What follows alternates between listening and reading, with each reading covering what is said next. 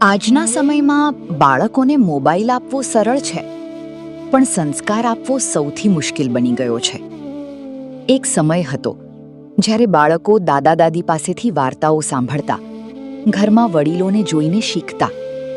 પણ આજે બાળકોની દુનિયા મોબાઈલની સ્ક્રીન સુધી સીમિત થઈ ગઈ છે.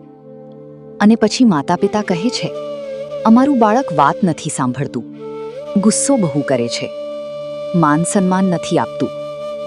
પણ સવાલ એ છે, શું સંસ્કાર ફક્ત બોલવાથી આવે છે કે પછી બાળકો આપણને જોઈને શીખે છે? સાચી વાત તો એ છે, બાળક ક્યારેય શબ્દોથી નથી શીખતું, એ તમારા વર્તનથી શીખે છે. જો ઘરમાં માતા પિતા એકબીજાથી પ્રેમથી વાત કરે તો બાળક પણ શાંત બને છે. જો માતા પિતા ખોટું બોલે તો બાળક પણ ખોટું બોલતા શીખી જાય છે. જો તમે ગુસ્સામાં ચીસો પાડો તો બાળક પણ એ જ રીત અપનાવે છે. કારણ કે બાળક સાંભળતું ઓછું છે, પણ જોતું બધું જ છે. એક નાની વાત યાદ રાખજો, બાળકોને પૈસા કરતાં પણ વધુ જરૂરી છે તમારો સમય.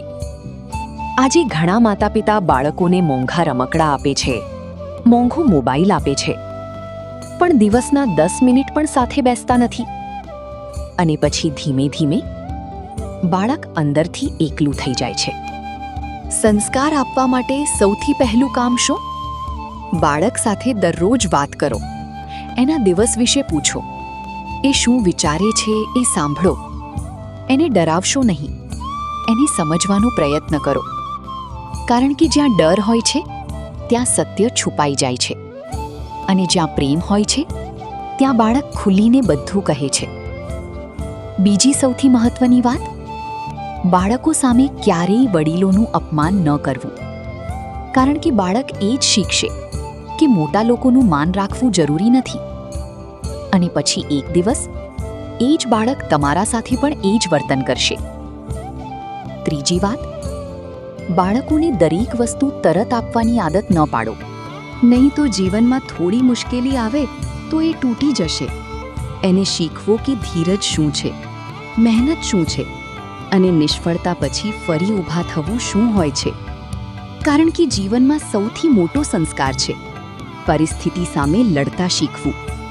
અને હા, બાળકોને ફક્ત અભ્યાસમાં જ આગળ ન ધપાવો, એને માણસ બનવું પણ શીખવો.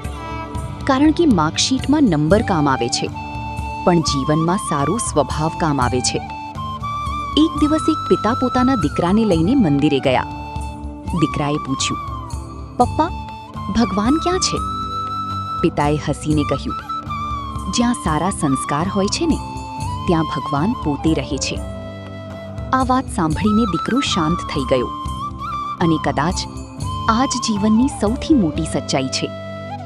બાળકોને મોટી મિલકત આપો કે ન આપો, પણ સારા સંસ્કાર જરૂર આપજો. કારણ કે મિલકત કદાચ થોડા વર્ષ ચાલશે, પણ સંસ્કાર આખી પેઢી બદલી શકે છે.